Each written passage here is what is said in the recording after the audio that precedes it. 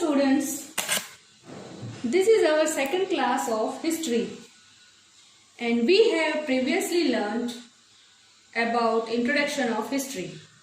Today we will study the topic geographical impact on history.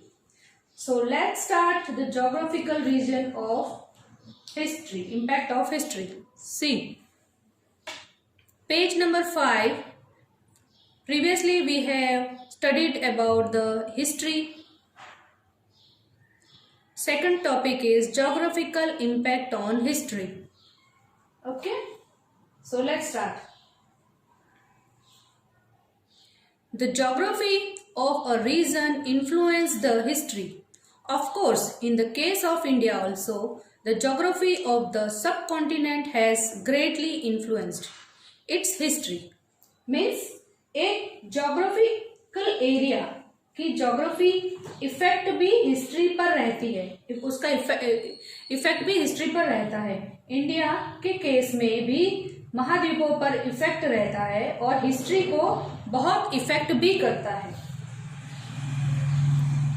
Geography determines the development of the particular area. The areas where the environment is favorable are densely populated. मतलब geography specially किसी area के development पर fix किया हुआ है. Okay, their culture are also affected by outside influence और foreign traveller. On the other hand, the place with an unfavorable environment are sparsely polluted. The cultural that develops here is not much affected by the influence. मतलब it means कि उनकी संस्कृतियां बाहर के travellers को effect करती है. दूसरी ओर उनके लिए अनफेवरेबल वातावरण गंदा होता है. यहाँ डेवलपमेंट होने वाला कल्चर बाहर से आने वालों को प्रभावित नहीं करता है. Understand children? The geographical impact on the history is what. Now the next topic is map and medievals India. है ना, medievals India. The art of process of drawing or making maps is known as cartography and a person who makes map is called a cartographer. Means यहाँ पे जो map बनाने वाला होता है उसको क्या बोलते हैं? कार्टोग्राफर. और जो बनाता है ड्राइंग उसको क्या बोलते हैं? कार्टोग्राफी. है ना, मैप्स को बनाने वाले को हम क्या बोलेंगे? कार्टोग्राफी. और जो इंसान पर्सन मैप बनाते हैं उन्हें क्या बोलेंगे? Cartographer. Okay. In ancient India people were unknown about the cartography और map making. In fact, the worldwide growth or trade and the expansion of empires during the medieval period creates the need for accurate maps. Means old age में लोगों को cartography पता थी. Medieval period में पूरे world में development और business का पीरियड था और एम्पायर के डेवलपमेंट के लिए मैप्स की जरूरत महसूस हुई. First of all the Arabs and the Europeans developed the science of cartography. They felt need for maps because they often undertook long journeys over lands and sea. Contact with the Arabs and Europeans helped India to learn about more cartography. Means सबसे पहले अरब और Europeans के लोगों को cartography की जरूरत महसूस हुई क्योंकि अक्सर लैंड और सीज से ट्रैवल करना होता था उन्हें. ओके, अरब्स और यूरोपियंस के कांटेक्ट से इंडियन को कार्टोग्राफी के बारे में जानकारी मिली. मतलब उस जानकारी को जानने में उनकी मदद अरब और यूरोपियंस ने की. Understood? Then children turn your book page number 26.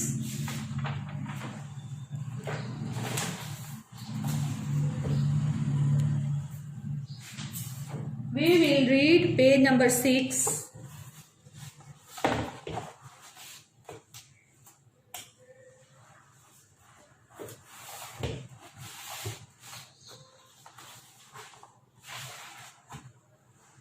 See, you can see easily here. We will continue our next paragraph. See, an Arab geographer Al-Idrish made a world map in 1154. First map 1 है ना, समझ में आ रहा है आपको? An Arab geographer Al-Idrishi made the map in 1154, first map in a part of his world map that shows a detail of the Indian subcontinent. Understood? Means यहाँ पे world का फर्स्ट मैप अल इदरीसी ने बनाया था जो कि अरब देश से था. मैप 1 एक पार्ट है जिसमें दिखाया गया है उन डिटेल्स को जो इंडियन महाद्वीपों की है. मीन्स इंडियन सबकॉन्टिनेंट लिखा है ना यहाँ पे. मैं वापस पढ़ती हूँ आपके लिए, देखो. An Arab geographer al Idrisi made a world map in 1154. Map first कब बनाया उन्होंने? 1154 में अल इदरीसी ने बनाया. ठीक है. A part of this world map shows a detail of Indian subcontinents. ठीक है, यानी कि फर्स्ट मैप अल इदरीसी ने बनाया, उसमें इंडियन सब कॉन्टिनेंट के बारे में बताया गया. Okay. Then map 2 was made by a French cartographer in the 1720. That is nearly about 600 years after first map. यानी कि फ्रेंच कार्टोग्राफर जो थे उन्होंने सेकंड मैप बनाया. कब बनाया? 1720. अप्रॉक्स 600 साल के बाद में, फर्स्ट मैप के बनने के बाद में 600 साल के बाद में सेकंड मैप बनाया गया. ठीक है. This was the part of an atlas. See, Atlas Nouveau of Guillaume Isle, है ना. This was a part of an Atlas Nouveau of Guillaume Isle. Although both the maps shows the same area, that is Indian subcontinent, they are quite different from each other. समझे? Means अब यहाँ पे map 2 को एक French के cartographer ने बनाया 1720 में. करीब 600 साल के बाद जब मैप 1 बनाया था, यह गिलोम दी आइल्स ने एक एटलस नोव्यू का हिस्सा था. हालांकि दोनों नक्शे एक जैसे ही हैं पर महाद्वीपों को दर्शाते हैं, लेकिन वे एक दूसरे से भी अलग हैं. Next, in map 1 show the south and Sri Lanka on the top. Map 1 में साउथ और श्रीलंका को टॉप में बताया गया है. That is it is show South India where it should be North India, while it is not so in the case of map 2. Here South India and Sri Lanka is given at the bottom of the map.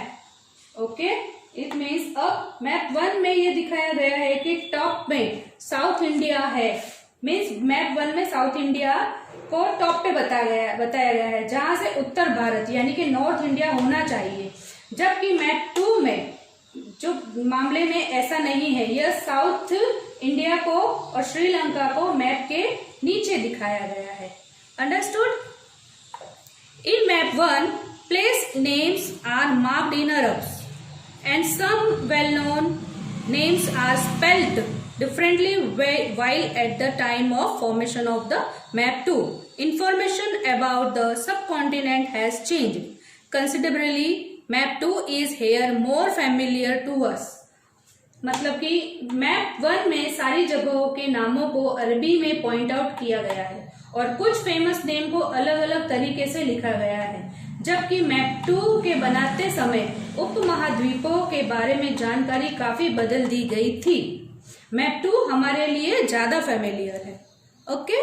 In this way we find that the cartography is these 2 period were from each other, different from each other. That is why while studying document, map and text from the past, historian takes into account the context in which that particular information was produced. Means इस तरह जब हम जान पाते हैं कि हम दो काल यानी समय, है ना, में कार्टोग्राफी एक दूसरे से अलग थी, इसीलिए पास्ट के रिकॉर्ड, मैप और टेक्स्ट का अध्ययन करते समय इतिहासकार उस संदर्भ को ध्यान में रखते हैं जिससे कि उस विशेष जानकारी का उत्पादन किया जाता है. So children, I think you have understood these maps के बारे में जो बताया गया है कि मैप 1 और मैप 2 के बारे में कितना डिफरेंट है. अरब लैंग्वेज में मार्क्ड किए हुए हैं कुछ प्लेसेस, है ना. इस तरह से हमने ये पार्ट को पढ़ा है. यू हैव पार्ट को पढ़ा है, नॉट पार्ट. और आपको ये वापस पूरा पैराग्राफ स्टार्टिंग से लेके यहाँ तक आपको पढ़ना है, रीड करना है. And I think you have understood what I want to tell you.